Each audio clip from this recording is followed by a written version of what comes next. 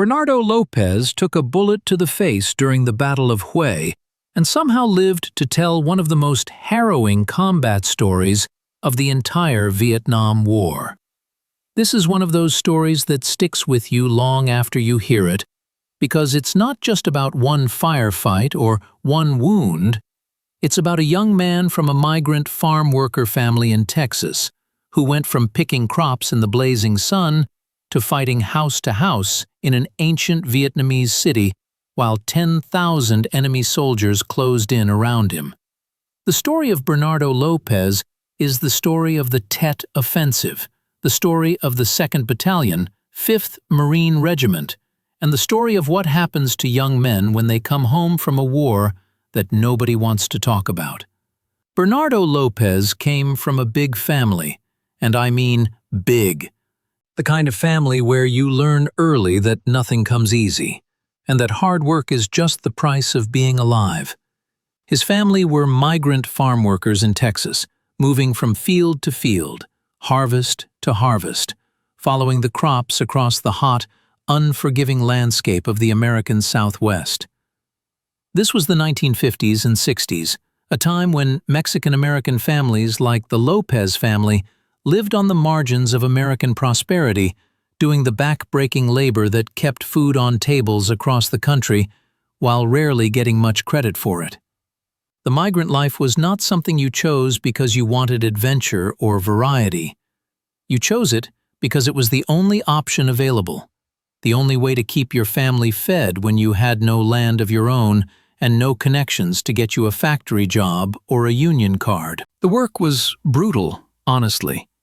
You wake up before the sun comes over the horizon, when the sky is still that pale gray color and the air has just a little bit of coolness left in it before the Texas heat takes over. You work until your hands are raw and your back feels like it might break, and then you do it again the next day, and the day after that, and the day after that. Temperatures in the Texas summer could push well past 100 degrees. Sometimes 105, 110, in the fields where there was no shade and no escape. There was no air conditioning out in those fields, no breaks unless the crew boss said so, no guarantee you would get paid what you were promised. The crew bosses held all the power, and some of them were decent people just trying to make a living, and some of them were the kind of men who would cheat you out of your wages if they thought they could get away with it. Migrant families moved around so much that their kids often missed school, falling behind their peers in ways that would follow them for years. How do you learn to read when you're in a different school every few months? When you're exhausted from working in the fields alongside your parents, when the teachers look at you like you don't belong there? The housing was usually little more than shacks or cramped quarters, nothing like the comfortable homes most Americans took for granted. Sometimes a whole family would share one room, maybe two if they were lucky. The conditions were the kind of thing that would make headlines today, but back then it was just how things were for families like the Lopez family. You didn't complain because there was nobody to complain to, and complaining just marked you as a troublemaker who might not get hired for the next harvest. But Bernardo Lopez grew up tough because of it, and that toughness would serve him well in ways he could never have imagined. When you spend your childhood doing hard physical labor in conditions that would break most grown men, you develop a resilience that becomes part of who you are. Bernardo Lopez learned early that discomfort was just part of life, that you could push through pain and exhaustion and come out the other side still standing. He learned that you didn't have time to feel sorry for yourself, that self-pity was a luxury for people who had easier lives. These lessons would prove invaluable when he found himself facing challenges far greater than any cotton field or harvest camp. Now here is something that Bernardo Lopez discovered later in life, something that changed how he understood his own identity.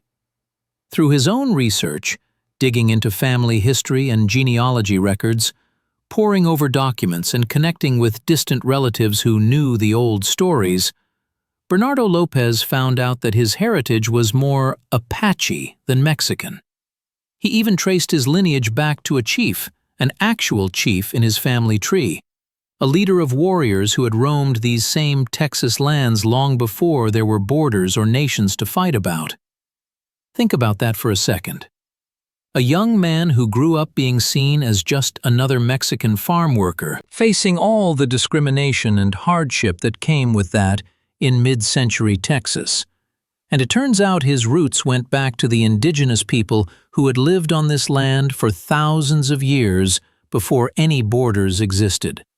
The Lopez family had Native American blood running deep, Apache blood, warrior blood if you want to think of it that way. The Apache were known throughout history as fierce fighters, people who had resisted Spanish colonization and Mexican rule and American expansion with a determination that took decades to overcome. They were master trackers and guerrilla warriors, able to survive in harsh desert conditions that would kill most people, able to strike and disappear and strike again in ways that frustrated professional armies.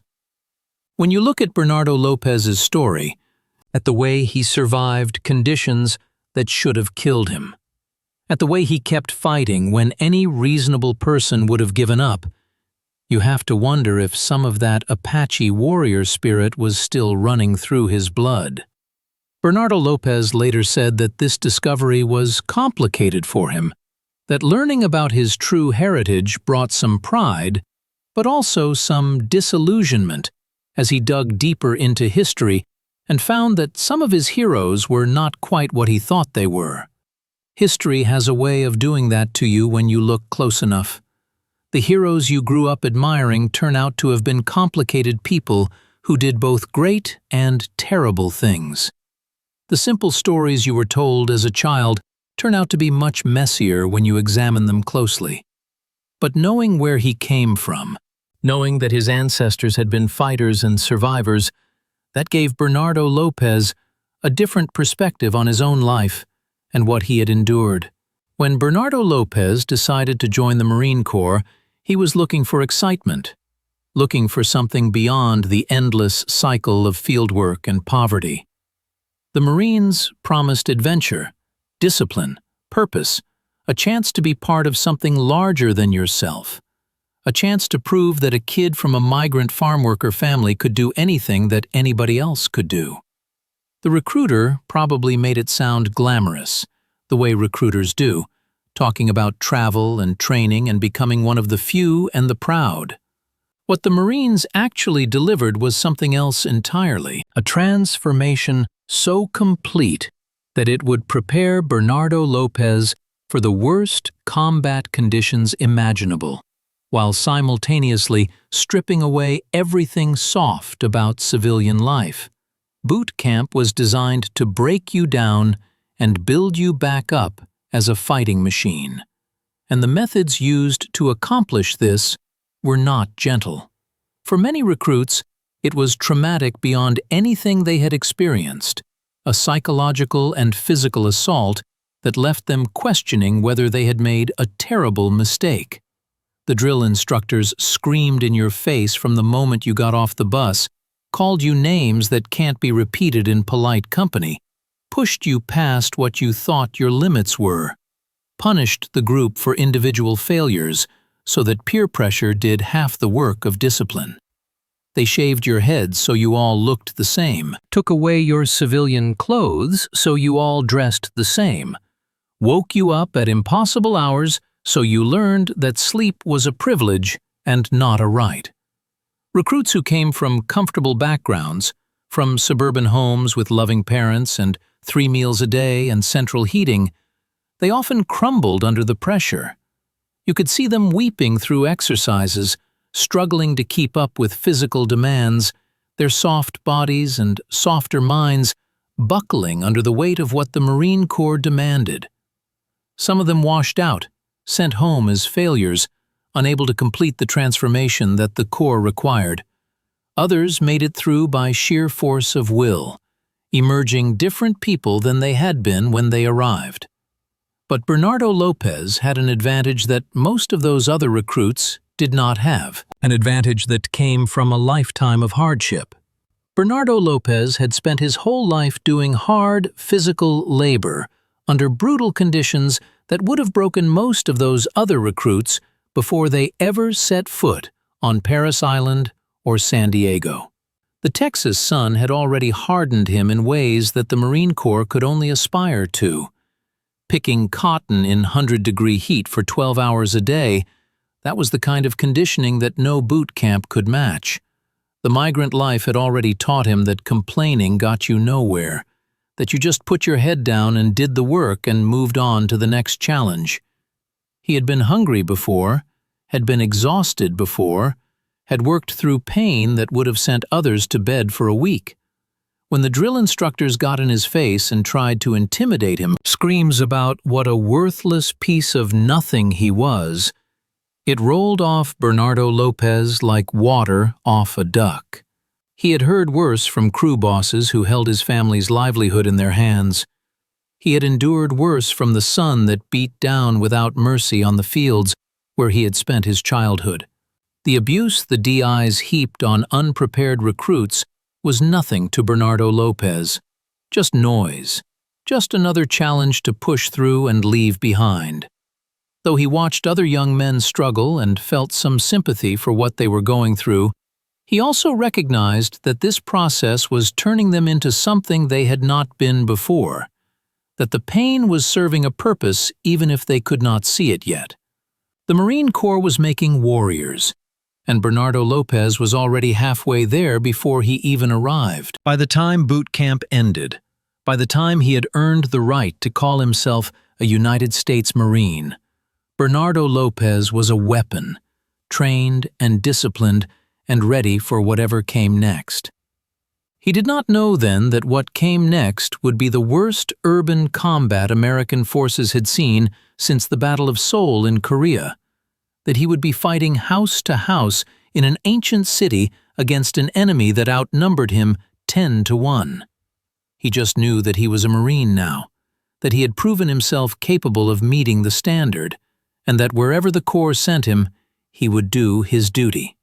After boot camp, Bernardo Lopez was assigned to the 2nd Battalion, 5th Marine Regiment, one of the storied units of the United States Marine Corps, with a history stretching back to World War I.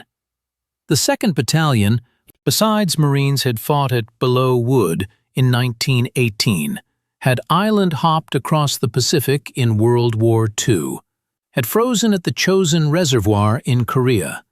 This was a unit with traditions and expectations, a unit where the ghosts of Marines past seemed to watch over the Marines present, demanding that they live up to the legacy. In early 1968, the 2nd Battalion, 5th Marines, was stationed at Phu Bai Combat Base in central Vietnam, about 12 kilometers southeast of the ancient city of Hue, positioned to conduct operations in the northern part of South Vietnam known as One Corps. Phu Bai was a major logistics and operations hub, a sprawling complex of buildings and bunkers and airstrips carved out of the Vietnamese countryside. The base was home to Marine units, Army personnel, helicopters of various types, and all the infrastructure needed to support combat operations. There were mess halls and barracks and ammunition dumps, medical facilities and communication centers, the whole apparatus of modern warfare concentrated in one location. The base had been named Camp Hawkmouth in late 1967 after the commanding general of the 3rd Marine Division, Brigadier General Bruno Hawkmouth, was killed when his helicopter exploded north of Hue on November 14th. That kind of thing happened in Vietnam with disturbing regularity. Senior officers dying suddenly in accidents or combat, reminding everyone that rank did not make you bulletproof. The transition from the world Bernardo Lopez had known to the world of Vietnam was jarring, to say the least. He went from civilization to what felt like hell practically overnight. The heat and humidity were suffocating, the jungle pressing in from all sides, the knowledge that enemy soldiers could be anywhere and everywhere creating a constant background hum of anxiety. When he arrived at Phu Bai, the old-timers immediately started messing with the new guys, the FNGs as they were called, which stood for something I will let you figure out. This was part of the culture, testing the new arrivals, seeing what they were made of, having a little fun at their expense because God knows there was not much else to laugh about. But it was also a way of keeping some distance, because nobody wanted to get too close to someone who might be dead in a week. The old-timers had a haunted look about them, a 1,000-yard stare that came from seeing things that changed you forever. They had lost friends, had killed enemies, had survived ambushes and firefights and booby traps that claimed the lives of Marines who were standing right next to them. They knew things that Bernardo Lopez did not know yet, truths about war that could only be learned through experience. Some of them would try to pass on what they knew, giving advice about how to stay alive in the bush, warning about the specific dangers of this particular area of operations.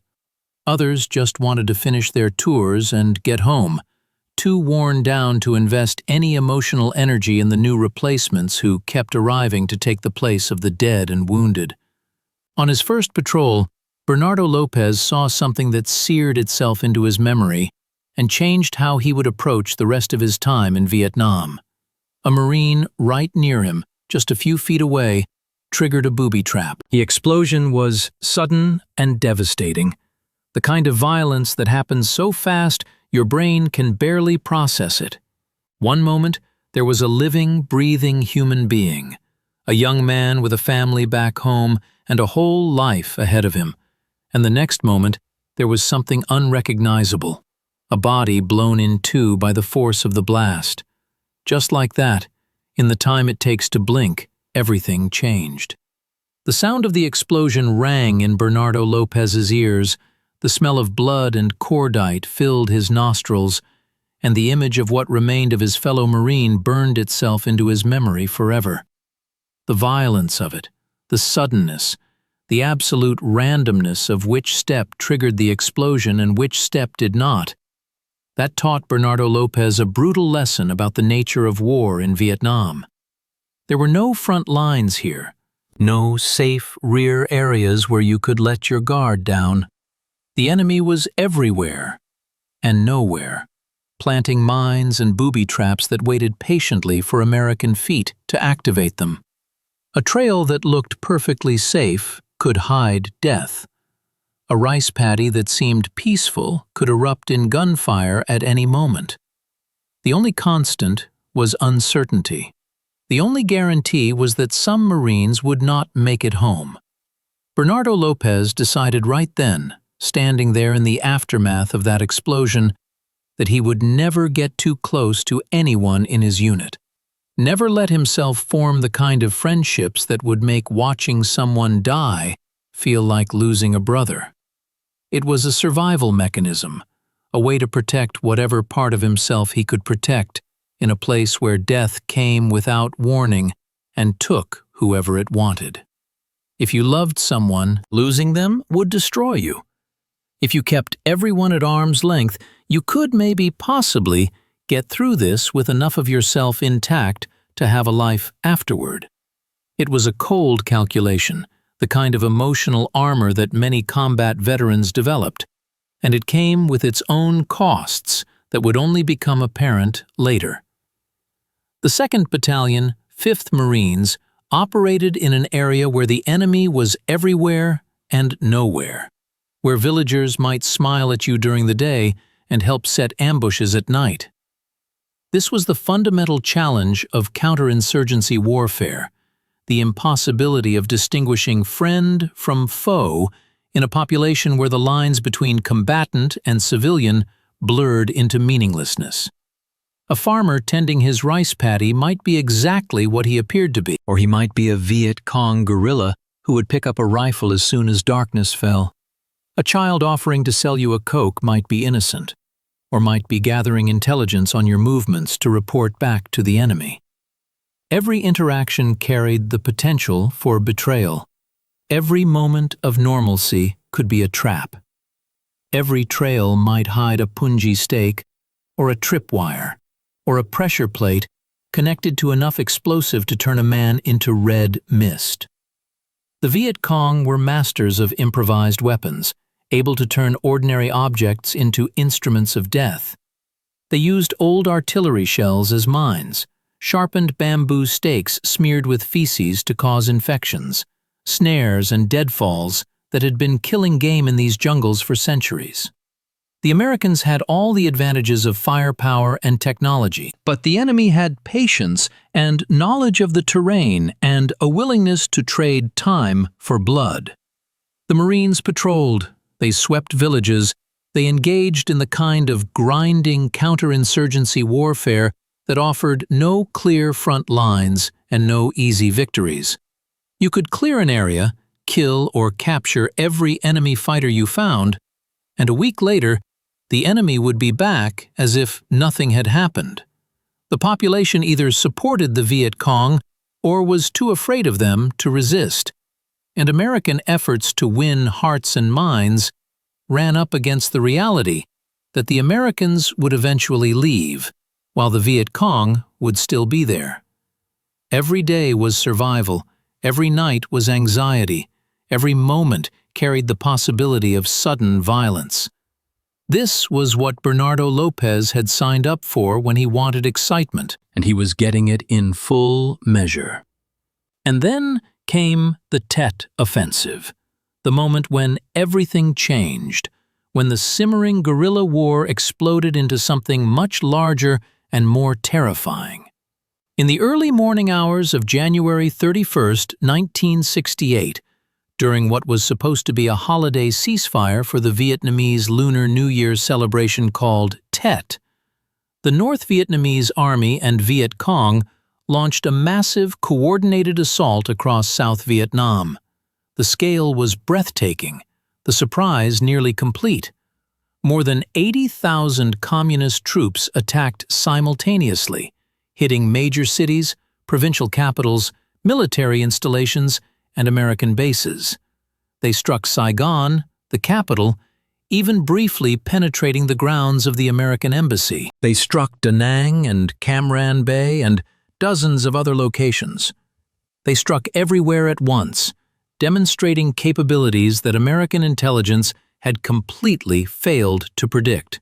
American and South Vietnamese commanders had believed they were winning the war, that years of attrition and body counts were grinding the enemy down, that victory was just around the corner if we stayed the corner. General William Westmoreland had been telling Washington and the American public that the enemy was on the ropes, that the communists could not sustain their losses much longer, that we had reached the light at the end of the tunnel. And then suddenly, here was proof that the enemy could strike anywhere, anytime, with overwhelming force. The credibility of everything the American military had been saying was shattered in a single night. Nowhere was the fighting more intense than in the city of Hue. The ancient imperial capital of Vietnam, Hue had a population of nearly 140,000 people and was considered one of the most important cultural centers in the country. This was not just any city. This was the heart of Vietnamese civilization, home to temples and palaces and universities that represented centuries of history and tradition. The Vietnamese emperors had ruled from Hue, and even though the empire was long gone, the city retained a special significance that made its capture by communist forces an enormous propaganda victory. The city sat astride the Perfume River, called that because of the flowers that fell into the water upstream and gave it a fragrant smell, with the old walled fortress known as the Citadel on the north bank and the newer parts of the city on the south. The Citadel itself was a massive structure, its walls rising up to 30 feet high and 40 feet thick in places, covering about 3 square miles of tightly packed urban terrain. These were not ordinary walls. These were fortifications built to withstand cannon fire, with ramparts and towers and moats that had defended against invaders for generations. Inside were temples and gardens, the old imperial palace where the Vietnamese emperors had held court, and dense urban neighborhoods where thousands of civilians lived their daily lives. Fighting inside the citadel would be unlike anything the Marines had experienced. Urban combat at its most intense and unforgiving. When the Communists attacked in the early hours of January 31st, they swept through Hue in just a few hours, seizing control of almost the entire city with a speed that stunned the defenders. The attack had been planned for months, with infiltrators moving into the city in advance, hiding weapons and supplies, identifying targets for immediate seizure. Within hours, the only South Vietnamese positions still holding were a small compound inside the citadel called Mang Ca, where elements of the ARVN 1st Division were desperately holding out, and the American MACV compound on the south side of the river, where a few hundred American advisors and support personnel had barricaded themselves and were fighting for their lives. The first American reinforcements sent to Hue on January 31st had no idea what they were walking into. Initial intelligence suggested that maybe a company or two of enemy forces had infiltrated the city, a relatively minor threat that could be handled quickly with a relief force. The reality was that 2 full North Vietnamese Army regiments, plus Viet Cong main force battalions, had taken the city, somewhere around 8,000 troops initially, with reinforcements continuing to flow in through routes that American forces could not interdict. The Americans and South Vietnamese were outnumbered by a factor of 10 or more, facing an entrenched enemy in terrain that favored the defense. Company G of the 2nd Battalion, 5th Marines, was among those early units sent to relieve the besieged Americans at the MACV compound. They arrived alongside elements of the 1st Battalion, 1st Marines, a small force that had no idea how many enemy fighters awaited them. As they approached the city, they began taking fire, first sporadic shots and then increasingly heavy resistance as they pushed forward. When they tried to cross the main bridge over the Perfume River to reach the citadel, the enemy opened up with everything they had: AK-47 rifles, machine guns, B-40 rockets, recoilless rifles, fire pouring in from the massive walls of the citadel that provided perfect cover for the defenders. The Marines were caught in a kill zone, taking casualties with every step. Company G suffered 50 casualties out of 150 men, just trying to cross that bridge and enter the citadel. That's a third of the company killed or wounded in a single engagement. The kind of losses that can destroy a unit's combat effectiveness. The enemy had opened fire too early, thankfully, revealing their positions before the Marines had gotten fully committed to the crossing. If the NVA had held their fire and let the Marines get deeper into the urban maze before springing the ambush, if they had sucked them into the narrow streets where maneuver was impossible and every window hid a sniper, it could have been a complete massacre. As it was, the Marines were forced to pull back, abandoning their attempt to relieve the citadel and consolidating around the MACV compound instead. When the scope of the situation became clear, when commanders finally understood that they were facing a division-sized enemy force in a major city and not a company of infiltrators, more units were rushed to Hue. The 2nd Battalion, 5th Marines, received orders to move from Phu Bai to the city, and they were given the mission of clearing the southern part of Hue while South Vietnamese forces focused on retaking the citadel north of the river. This division of responsibility made sense on paper, but it meant that the Marines would have to clear an urban area full of multi-story buildings, narrow streets and fortified positions, all while facing an enemy that had weeks to prepare their defenses. Lieutenant Colonel Ernest Cheatham commanded the 2nd Battalion, 5th Marines during this battle, and he was a leader who understood immediately that his men were facing a fight unlike anything they had trained for. Ernie Cheatham was a hard man, a combat veteran who had served in Korea, and he did not sugarcoat the situation for his Marines.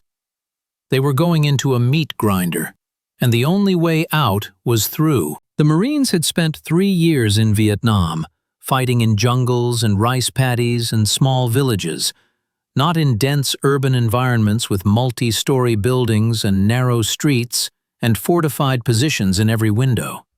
The tactics that worked in the bush would get you killed in the city. Colonel Cheatham actually had to dig up an old Marine Corps field manual on urban combat, a document from World War II that had been gathering dust because nobody thought American forces would need to fight in cities again. He and his officers read it quickly, absorbing whatever lessons they could, and then adapted on the fly as the battle developed. There was no time for extensive rehearsals or sophisticated battle plans.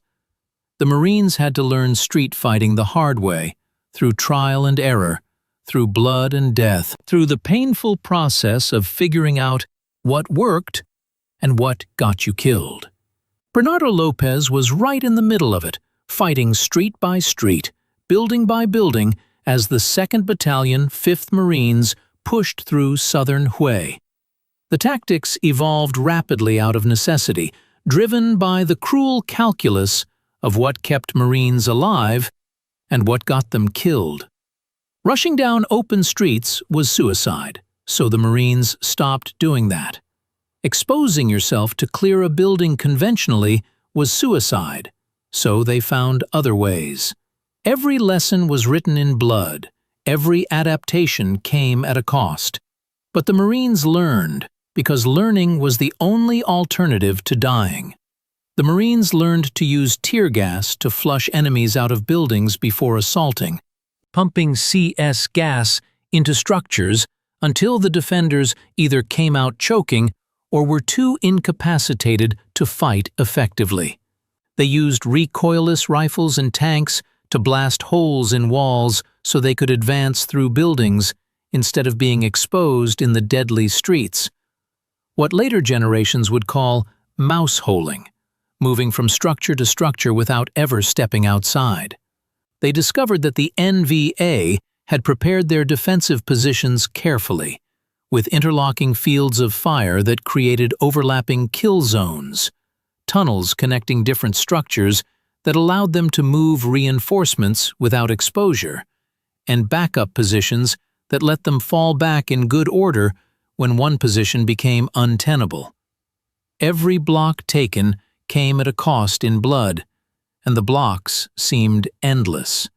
The 2nd Battalion, 5th Marines attacked with companies designated Fox, Golf, and Hotel, alphabetically named per Marine Corps tradition, though other units rotated through the fight as well as casualties mounted and fresh troops were needed. Captain Michael Downs led Foxtrot Company, methodically clearing his sector through a combination of firepower and patience. Captain Ron Christmas led Hotel Company during parts of the battle, coordinating his Marines through some of the most intense fighting of the entire offensive. These were young officers, captains in their 20s, who had probably imagined they would spend their careers preparing for war rather than fighting one, now making life-and-death decisions in conditions of chaos and fear that would haunt them for the rest of their lives. Captain Christmas, who would later become a lieutenant general and one of the most decorated Marines of his generation, described the street fighting in Hue as the dirtiest type of fighting he had ever seen. It was close-quarters combat at its most brutal, where you could see the faces of the men you killed and they could see yours. This was not the antiseptic killing of artillery barrages or airstrikes, not the distant exchange of fire across rice paddies where the enemy was just a muzzle flash in the tree line. This was personal, intimate violence, fighting room to room and floor to floor, shooting men at distances measured in feet rather than yards. Bernardo Lopez had been assigned to carry the radio at some point during the fighting, which made him both valuable and a primary target.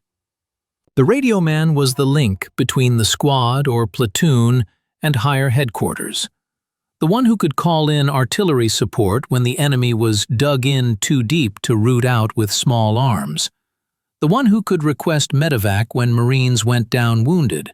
The one who could report contact with the enemy and coordinate reinforcements.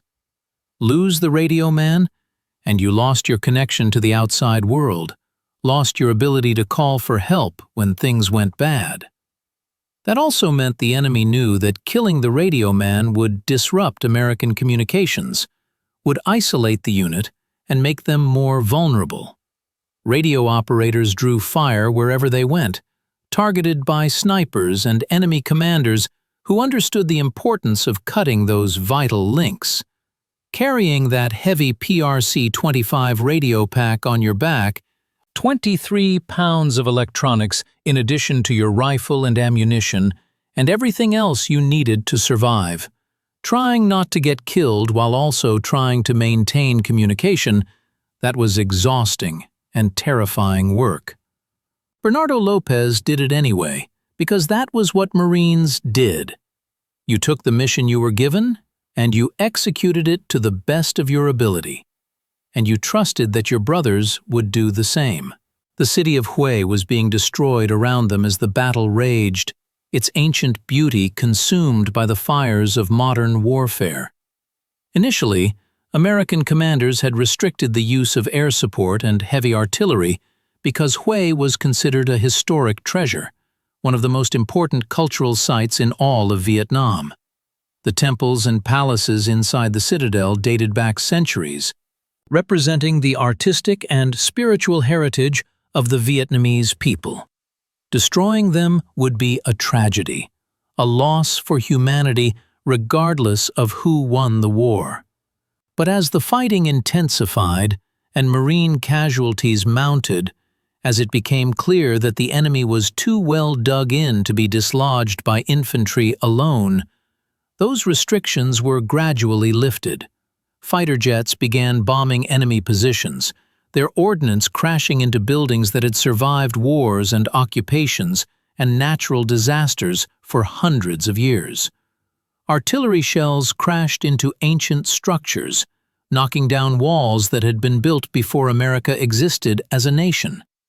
Fires burned through neighborhoods that had been home to generations of families, consuming everything in their path. The smoke rose in great columns over the city, visible for miles, a funeral pyre for a culture that was being ground up between two armies that did not particularly care about its preservation. By the time the battle ended, Hue would be virtually unrecognizable, a shattered ruin of what it had once been. Bernardo Lopez kept fighting through conditions that would break most people, that pushed the boundaries of what human beings can endure. The weather during the Battle of Hue was cold and rainy, nothing like the tropical heat you might imagine when you think of Vietnam. This was the monsoon season in central Vietnam, and the Marines were wet for days on end, their utilities never quite drying out, their feet rotting in their boots, their bodies chilled in a way that the jungle heat never quite reached. The rain turned the streets to mud and the rubble to treacherous slopes, made weapons malfunction if you were not constantly cleaning them, made visibility poor enough that the enemy could get close before you saw them. The Marines were wet, exhausted, hungry, running low on ammunition at times because the supply lines were under constant attack and helicopters could not always get through. They were watching friends get hit and go down, bleeding out in the streets or crying for corpsmen who sometimes could not reach them through the fire. The smell of death was everywhere. Bodies of enemy soldiers and civilians and fellow Marines rotting in the streets because there was no time to move them, no safe way to retrieve them while the fighting continued. And still Bernardo Lopez pushed forward with his unit, because that was the mission, and there was no other choice. You could not go back. You could only go forward, one block at a time, one building at a time, until the job was done or you were dead. What Bernardo Lopez saw during the Battle of Hue included things that stayed with him forever.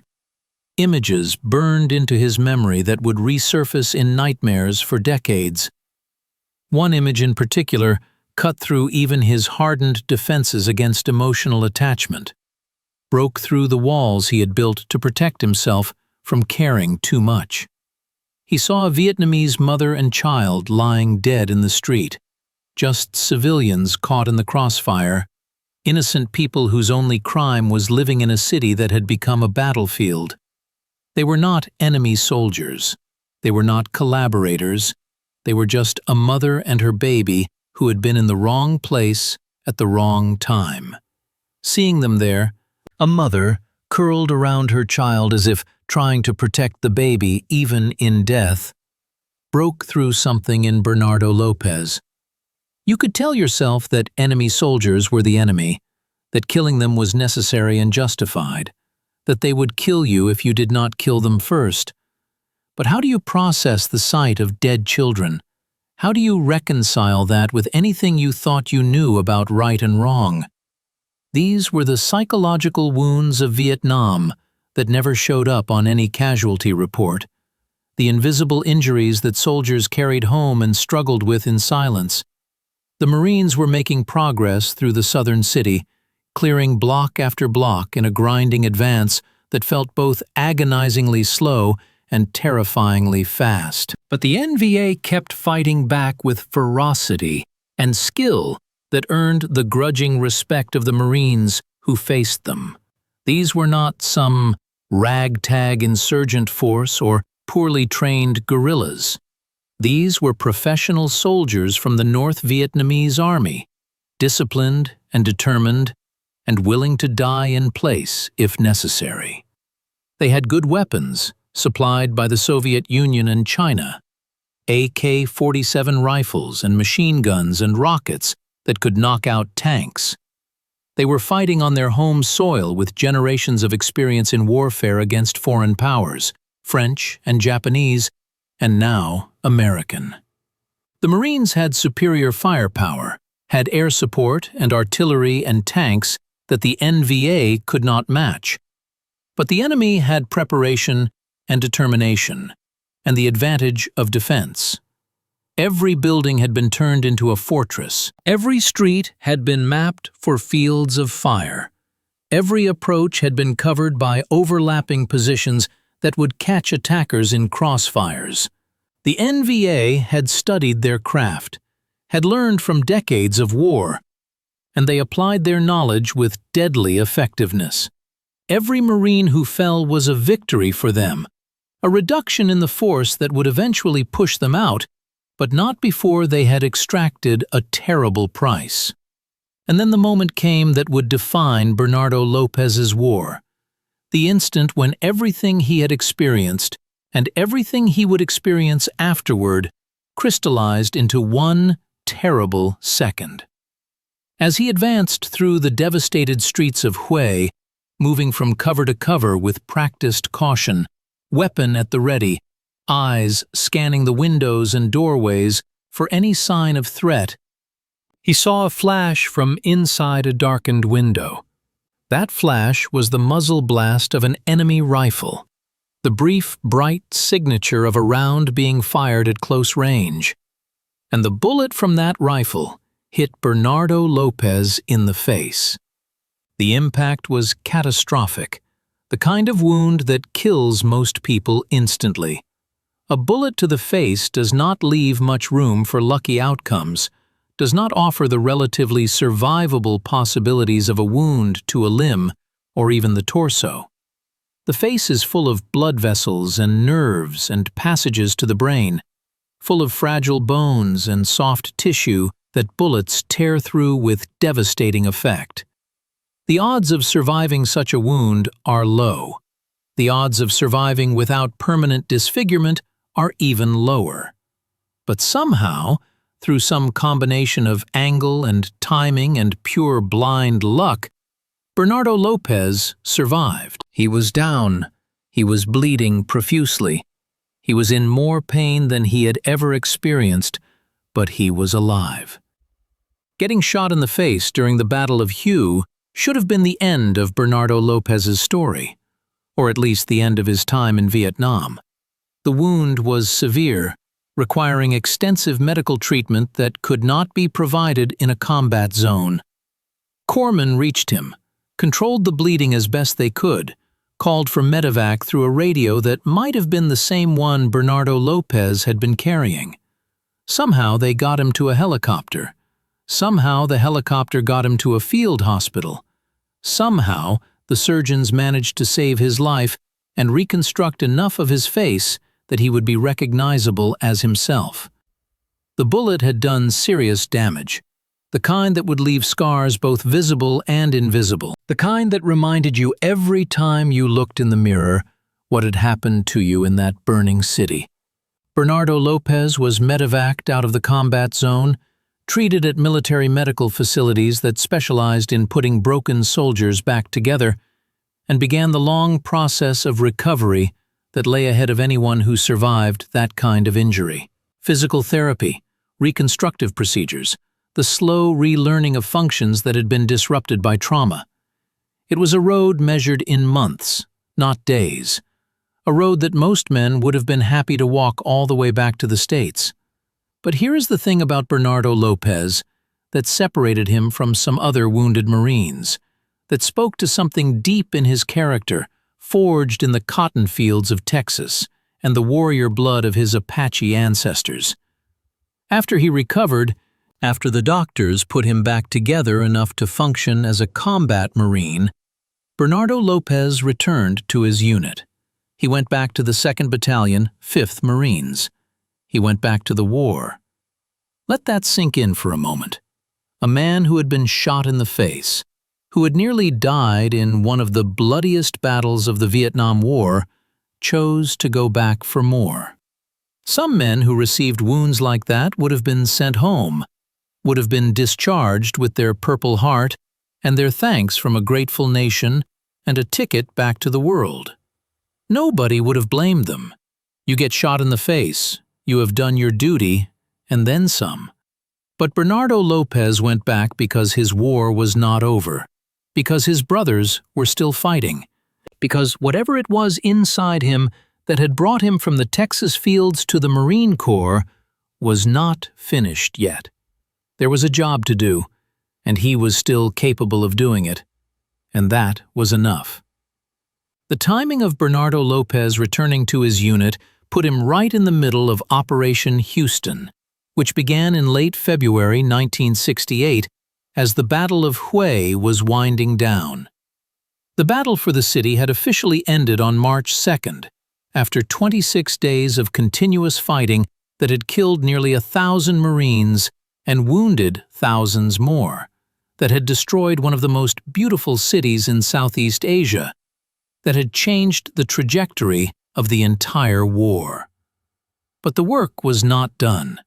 The Tet Offensive had disrupted American operations throughout South Vietnam, and now it was time to pick up the pieces and restore what had been lost. Operation Houston was a security operation conducted by Task Force X-Ray to reopen and secure Route 1, the main highway running between Da Nang and Phu Bai. This was the primary supply artery for American forces in Northern First Corps, the road that carried ammunition and food and fuel and replacements and everything else needed to sustain combat operations. During the Tet Offensive, the Viet Cong and North Vietnamese had damaged or destroyed 20 bridges and 26 culverts along that road, effectively cutting the American supply line. Convoys could not get through, bases were running low on essential supplies, and the whole logistical structure that the American military depended on was at risk of collapse. The mission now was to repair the route, secure the area, and prevent the enemy from disrupting logistics again. It sounded straightforward compared to house-to-house urban combat, more engineering than fighting, but nothing in Vietnam was ever simple. The enemy understood how important Route 1 was, understood that attacking the supply lines was more efficient than attacking the combat units directly. They would harass and ambush and mine the road, would hit the repair crews and the security forces, would do everything possible to keep the Americans off balance. The 5th Marine Regiment, including the battered 2nd Battalion that had just survived Hue, was given responsibility for clearing and securing large portions of this vital corridor. The 2nd Battalion, 5th Marines, rejoined Operation Houston on March 2, 1968, the very day the Battle of Hue was officially declared over. They had fought through some of the worst combat any American unit had seen since World War II, had lost friends and pieces of themselves that could never be recovered. And now, they were back in the field doing security patrols, sweeps, the unglamorous work of counterinsurgency. There was no time to process what they had been through, no time for grief counseling or trauma support, just the next mission, and the next, and the next, until your tour was over or you were dead. The enemy had shifted tactics after Tet, moving away from the large-scale conventional assaults that had characterized the offensive and returning to the guerrilla methods that had sustained the insurgency for years. They relied more on booby traps, those patient weapons that waited in the earth for American feet to activate them. They used small ambushes, a few fighters hitting a patrol and then disappearing before air support could arrive. They employed hit-and-run attacks that were almost impossible to prevent in terrain that belonged to them more than it belonged to the Americans. This meant that Marines died one at a time or two at a time, rather than in devastating single engagements. But they died just as dead. Bernardo Lopez had an experience during Operation Houston that illustrated both his combat instincts and the dangers of leadership failing to listen to the men on the ground. His unit was moving to reinforce a besieged group of Marines who had gotten into trouble somewhere along the route, and they had to choose which trail to take to reach them. There were multiple options, different paths through the jungle that would get them to the same destination, but by different routes. Bernardo Lopez looked at the situation, looked at the terrain, felt something crawling along his spine that he had learned to trust. Bernardo Lopez told his commander not to take a particular trail, that something felt wrong about it, that his instincts were screaming danger. These were the instincts that had kept him alive through Hue, the instincts that a man develops when he has spent months in combat and learned to read the subtle signs that mean death is waiting. Maybe it was too quiet. Maybe the vegetation looked disturbed. Maybe the trail was too convenient and therefore too obvious. Whatever the reason, Bernardo Lopez knew in his gut that the trail was bad news. But the commander did not listen. Whether it was arrogance or time pressure or simply the chaos of war, the decision was made to take that trail anyway. Maybe the commander was worried about the Marines they were trying to reinforce.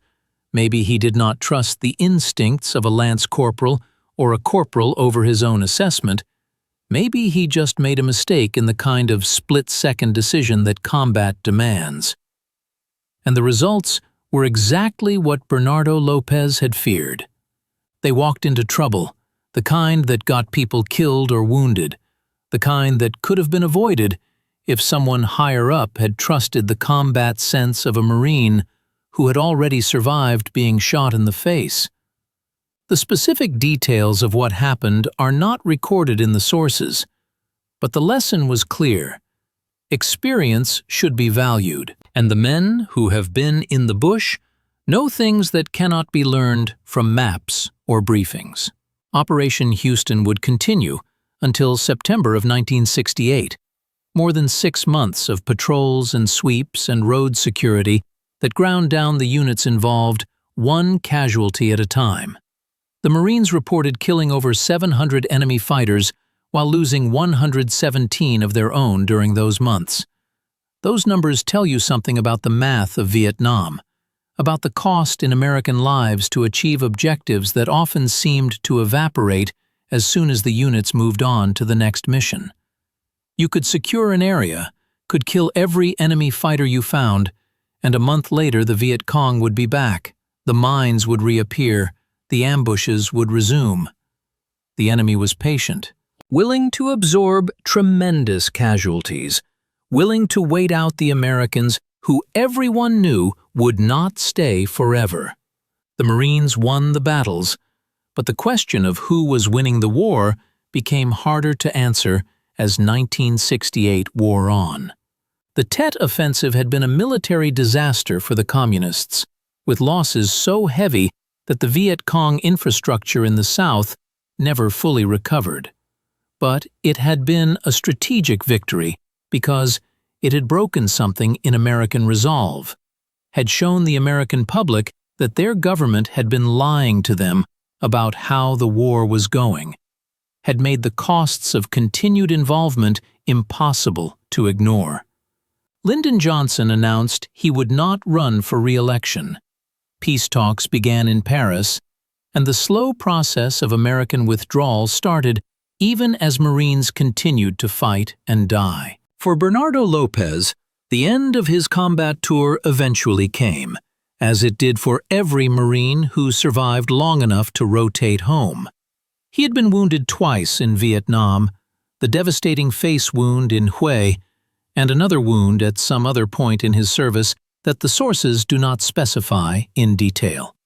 He had seen more death and destruction than any young man should ever see, had been pushed beyond limits that most people never know exist, had killed enemies and watched friends die and somehow come out the other side still breathing. But coming home was not the end of anything. It was the beginning of a different kind of struggle that would last far longer than his time in the Marine Corps. Bernardo Lopez ended up in Hawaii, where he met his future wife and began the long process of trying to figure out who he was now that the war was over. It was not easy. The transition from combat Marine to civilian was jarring in ways that only veterans can truly understand. One day you are fighting for your life in a burning city, and a few weeks later you are supposed to care about normal things like jobs and bills and what to have for dinner. The skills that kept you alive in Vietnam, the hypervigilance and the quick reactions, and the willingness to use violence, those same skills could get you in trouble in the civilian world. Bernardo Lopez had stopped writing to his mother during his time in Vietnam, which caused her tremendous distress. A mother waiting for letters that never came, not knowing if her son was alive or dead, imagining the worst with every passing day. But Bernardo Lopez had developed what you might call a bad case of avoidance, a pattern of not dealing with things that was common among combat veterans. He did not want to talk about what had happened, did not want to think about it, did not want to acknowledge the things he had seen and done and survived.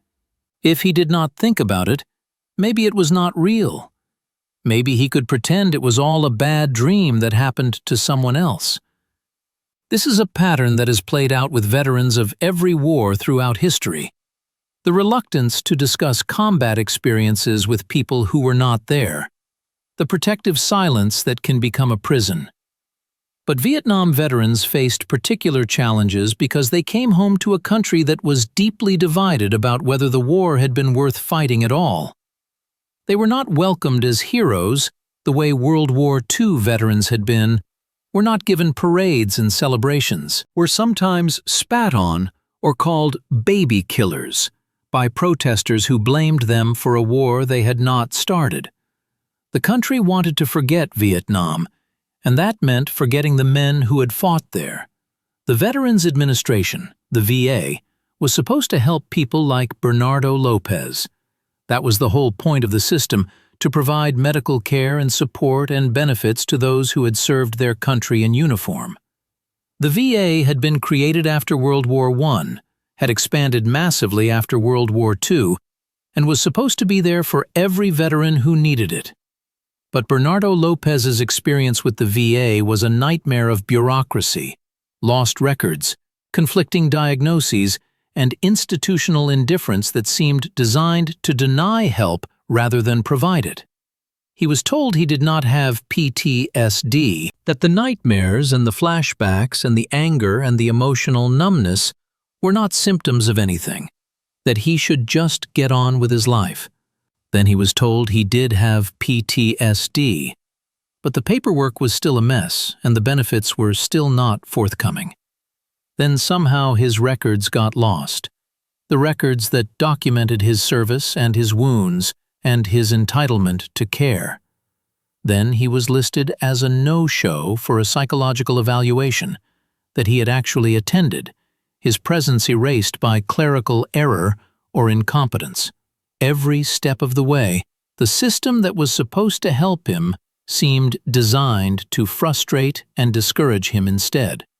This was unfortunately common for Vietnam veterans, who often found themselves fighting a second war just to get the benefits and care they had earned through their service. The VA was overwhelmed by the number of veterans returning from Vietnam, was staffed by people who sometimes seemed to view the veterans as adversaries rather than patients, was structured in ways that made getting help feel like navigating an obstacle course.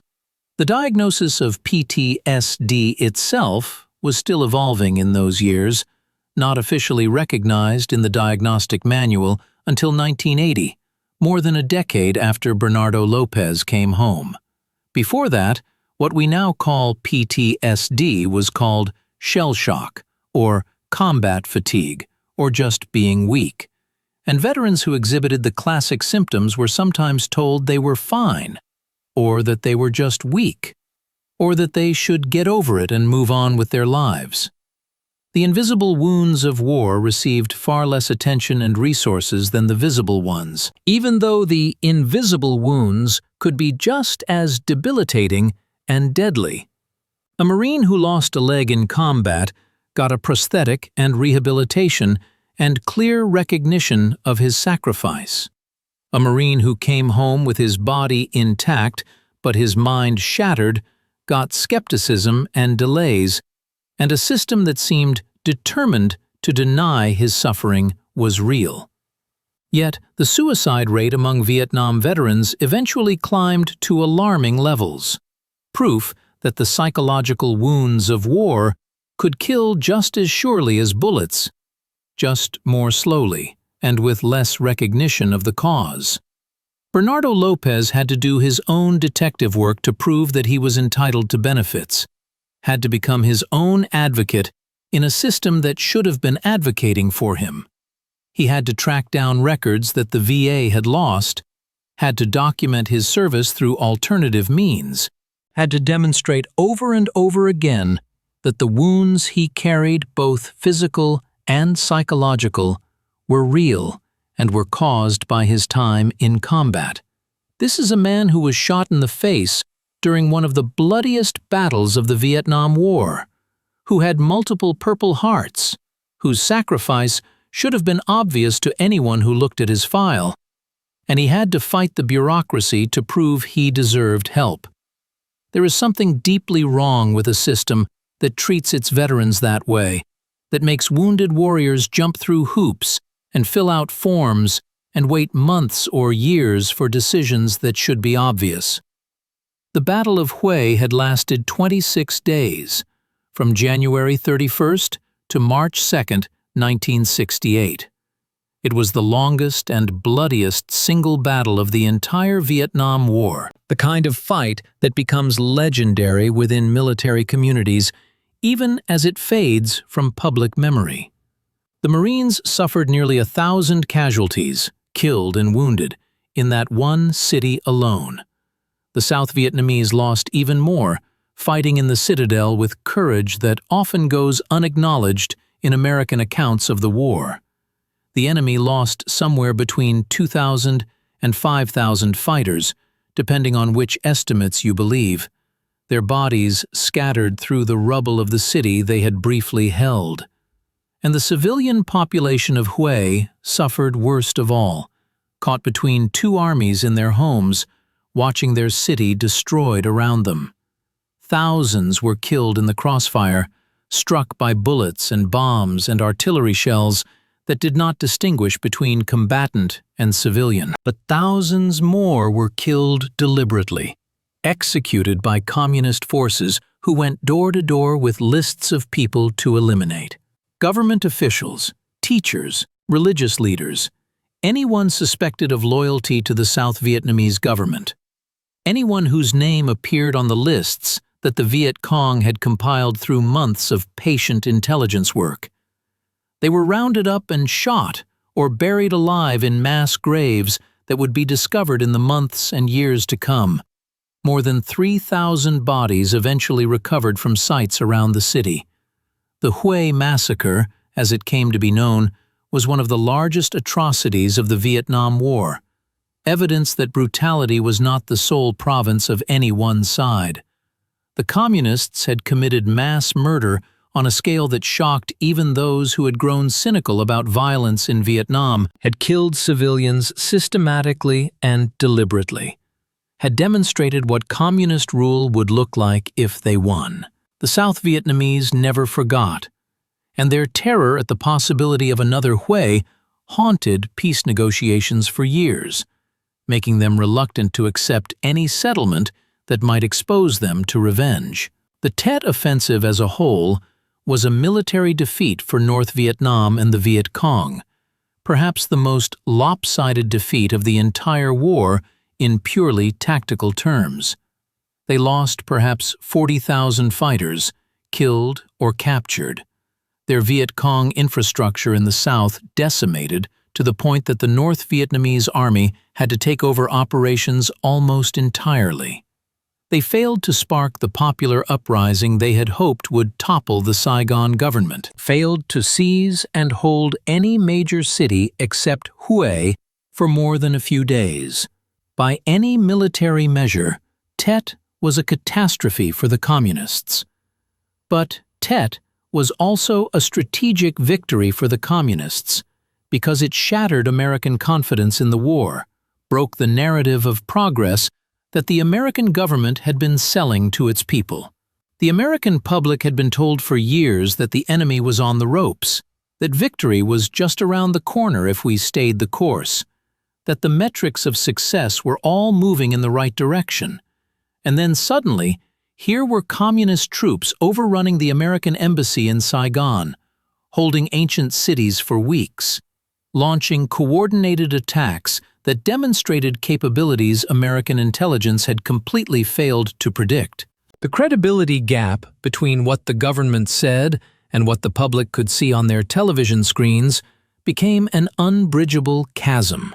Walter Cronkite, the most trusted man in America, went to Hue and came back saying that the war would end in stalemate at best, that the light at the end of the tunnel that we had been promised was nothing but an oncoming train. When Walter Cronkite turned against the war, President Johnson reportedly said that if he had lost Cronkite, he had lost Middle America. Within weeks, Johnson announced he would not run for re-election, and the political will to continue the war began to crumble even as the military achieved tactical success on the ground. The men who had fought and died in Hue had won the battle, but lost the war in the living rooms of America. For Bernardo Lopez and the other Marines who fought in Hue, the political debates back home might as well have been happening on another planet. They were not thinking about whether the war was just or whether America should have gotten involved in the first place or whether the domino theory made sense. They were thinking about the man next to them, about making it through the next firefight, about the small unit bonds that form when people face death together day after day. The betrayal they felt came later, when they came home and found that their sacrifices were not honored, that their service was met with indifference or hostility, that the country had moved on and preferred not to think too much about what had happened in Vietnam or who had gone there to fight. The story of the 2nd Battalion, 5th Marines in Hue, became legend within the Marine Corps, a story of courage and adaptation and sacrifice that would be studied at military schools for generations. The lessons learned there about urban combat would be applied in future conflicts, from Fallujah in Iraq to Mosul, from the streets of Panama City to the alleys of Mogadishu. Every time American forces had to fight in cities, they drew on the hard-won knowledge of what had worked and what had failed in Hue. The names of the officers and enlisted men who fought there would be remembered by those who cared about such things, their bravery recognized with medals and citations that could never fully capture what they had experienced. Colonel Cheatham, Captain Christmas, Captain Downes, and hundreds of others whose names did not make it into the history books, but who fought just as hard and bled just as red. Bernardo Lopez became part of that story, one thread in a tapestry woven from blood and fire and the desperate determination of young men far from home. His journey from the cotton fields of Texas to the streets of Hue represented something larger about America in that era, about who went to fight and why, about the costs that fell disproportionately on working-class families, while others found ways to avoid service. The children of privilege had college deferments that let them wait out the war in classrooms, while their poorer peers went to the jungle. They had medical exemptions obtained through family doctors who understood what was expected. They had family connections that could get them into National Guard units that were unlikely to deploy. The children of migrant farm workers had the Marine Corps and a one-way ticket to Vietnam. When people ask what the Vietnam War was like, the story of Bernardo Lopez offers one answer, though it is important to remember that there were as many Vietnam Wars as there were people who served there. Every veteran had their own experience, their own defining moments, their own wounds, visible and invisible. Some came back broken and never recovered, lost to addiction or suicide, or the slow erosion of a life that never worked out. Some came back and built successful lives and families, found ways to integrate their wartime experiences into something larger and more hopeful. Most fell somewhere in between, carrying their war with them in ways that only other veterans could truly understand, never quite able to explain to civilians what they had been through. The men of the 2nd Battalion, 5th Marines who gathered for reunions decades later found that they could talk to each other about things they could never discuss with anyone else. Because they had been there, they had seen it, they knew. There is a bond between combat veterans that transcends normal friendship, a connection forged in the worst circumstances imaginable, a shared understanding that does not require words. When a Marine from Hue looked into the eyes of another Marine from Hue, they saw recognition, saw someone who understood the things that could not be explained, saw a brother who had walked through the same fire and come out the other side. Bernardo Lopez was eventually asked what he wanted people to remember about the Vietnam War, and his answer was honest in a way that reflects how complicated the legacy of that conflict remains. He said the question was complicated, maybe too big for any one person to answer.